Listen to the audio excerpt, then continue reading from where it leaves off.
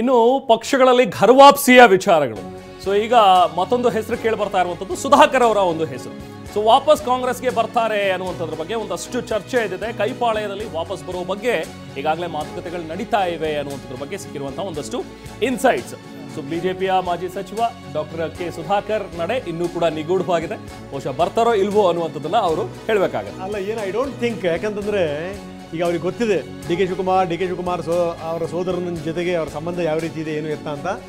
ನನಗನ್ಸುತ್ತೆ ಬಹುಶಃ ಏನು ಅಂತಂದರೆ ಈ ರೀತಿ ಈ ಚುನಾವಣೆ ಪಟ್ಟಿ ಘೋಷಣೆ ಆಗೋ ತನಕ, ಚುನಾವಣೆ ಮುಗಿಯೋ ತನಕ ಒಳಗಿಂದೊಳಗೇನೆ ಕೆಲ ಪಕ್ಷಗಳ ನಾಯಕರೇ ಇದೆಲ್ಲವನ್ನು ಕೂಡ ಸೃಷ್ಟಿ ಮಾಡ್ತಾರೆ ಅಂತ. ಅಂದರೆ ಅವ್ರು ಬಿಟ್ಟು ಹೋಗ್ಬೋದು, ಇವ್ರು ಬಿಟ್ಟು ಹೋಗ್ಬೋದು. ಈ ಮುಖಾಂತರ ಏನು ಅಂತಂದರೆ ಸಿಗುವಂಥ ಟಿಕೆಟ್ ಸಿಗಬಾರ್ದು ಅಂತ ಭಾಳ ಸೀರಿಯಸ್ ಆಗಿ ಟ್ರೈ ಮಾಡ್ತಾ ಇದ್ದಾರೆ ಸುಧಾಕರ್ ಆ ಕ್ಷೇತ್ರದಲ್ಲಿ. ಬಿಜೆಪಿಯಿಂದ ಕಣಕ್ಕಿಳಿಬೇಕು ಅಂತ. ಇಂಥ ಸಂದರ್ಭದಲ್ಲಿ ಈ ರೀತಿ ಏನಾದರೂ ಬಿಟ್ಟುಬಿಟ್ರೆ ಬಹುಶಃ ಏನು ಅಂತಾರೆ ಅವ್ರ ವರ್ಚಸ್ ಕಡಿಮೆ ಆಗುತ್ತೆ. ಈ ಮುಖಾಂತರ ಏನು ಅಂದರೆ ಟಿಕೆಟ್ ಕೇಳುವಂಥ ಸಾಧ್ಯತೆಗಳು ಕಡಿಮೆ ಆಗ್ತವೆ ಅನ್ನುವಂಥದ್ದು ಇದು ಪಕ್ಷದ ಒಳಗಿನ ರಾಜಕಾರಣ. ಸೊ ಇದು ಕಾಂಗ್ರೆಸ್ಸಲ್ಲೂ ಇದೆ, JDS ಅಲ್ಲೂ ಇದೆ, BJPಯಲ್ಲೂ ಇದೆ. ಸುಧಾಕರ್ ಅಷ್ಟು ಸುಲಭವಾಗಿ ಹೋಗುವಂಥ ಲಕ್ಷಣಗಳಿಲ್ಲ. ನಿಮ್ಮ ಉಬ್ಬಿದ ರಕ್ತನಾಳಗಳ ಸಮಸ್ಯೆಗೆ ಎವಿಸ್ ಆಸ್ಪತ್ರೆಯಲ್ಲಿ ಕೇವಲ 30 ನಿಮಿಷದ ಲೇಸರ್ ಚಿಕಿತ್ಸೆಯೊಂದಿಗೆ ಮುಕ್ತಿ ಹೊಂದಬಹುದು. ಹೆಚ್ಚಿನ ವಿವರಗಳಿಗಾಗಿ ಸಂಪರ್ಕಿಸಿ 8088837300. ಬರೀ ನಮ್ಮ ಪ್ರತಿನಿಧಿ ಪ್ರಸನ್ನ ಈಗ ನಮ್ಮೊಂದಿಗೆ ನೇರ ಸಂಪರ್ಕದಲ್ಲಿದ್ದಾರೆ. ಪ್ರಸನ್ನ, ನಿಮಗೆ ಗೊತ್ತಿದೆ ಏನು ಅಂದರೆ ಡಿ ಕೆ ಶಿವಕುಮಾರ್ ಅವರ ಸಂಬಂಧ ಏನು, ಅವರ ಸೋದರನ ಜೊತೆಗೆ ಇವರ ಸಂಬಂಧ ಏನು ಎತ್ತ ಅಂತ, ಜೊತೆಗೆ ಎಷ್ಟರ ಮಟ್ಟಿಗೆ ಜಗಳ ಮಾಡ್ಕೊಂಡಿದ್ದಾರೆ, ಏನು ಈ ಮೆಡಿಕಲ್ ಕಾಲೇಜ್ ವಿಚಾರಕ್ಕೆ ಸಂಬಂಧಪಟ್ಟಂಗೆ ಎಷ್ಟರ ಮಟ್ಟಿಗೆ ವಾದ ವಿವಾದಗಳಾಗಿದೆ ಗೊತ್ತು. ಈಗ ಹೊಸ ಬಂದಿರೋ ಶಾಸಕರು ಇವ್ರನ್ನ ಯಾವ ಪರಿ ಟಾರ್ಗೆಟ್ ಮಾಡಿ ಮಾತಾಡ್ತಾ ಇದ್ದಾರೆ ಗೊತ್ತಿರುವಂಥ ಸಂಗತಿ.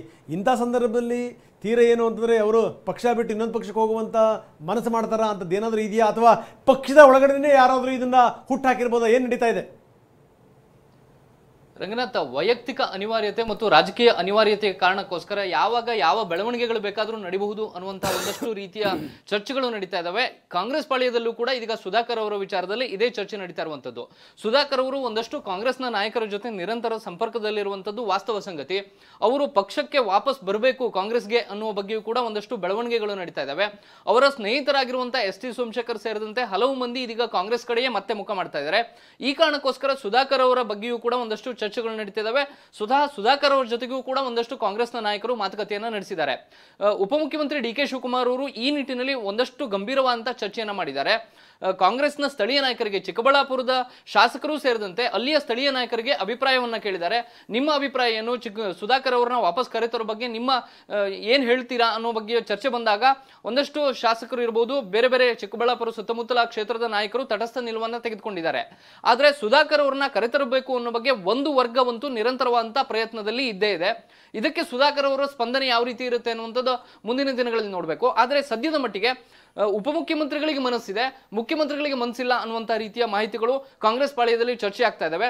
ಸುಧಾಕರ್ ಅವರು ಕೂಡ ತಮ್ಮ ಸ್ನೇಹಿತರಾಗಿರುವಂತಹ ಸೋಮಶೇಖರ್ ಮತ್ತು ಹೊಸಕೋಟೆಯ ಭಾಗದ ನಾಯಕರ ಜೊತೆಗೂ ಕೂಡ ಒಂದಷ್ಟು ಚರ್ಚೆಯನ್ನು ನಡೆಸಿದ್ದಾರೆ. ಹೊಸಕೋಟೆಯ ಭಾಗದ ನಾಯಕರು ಹೇಳ್ತಾ ಇರುವಂತದ್ದು, ಇಲ್ಲ ನಾವು ಬಿಜೆಪಿಯಲ್ಲಿ ನೆಮ್ಮದಿಯಾಗಿದ್ದೀವಿ, ನಾವು ಬೇರೆ ಕಡೆ ಹೋಗುವಂತ ಮನಸ್ಸಿಲ್ಲ ಅನ್ನುವಂಥದ್ದು.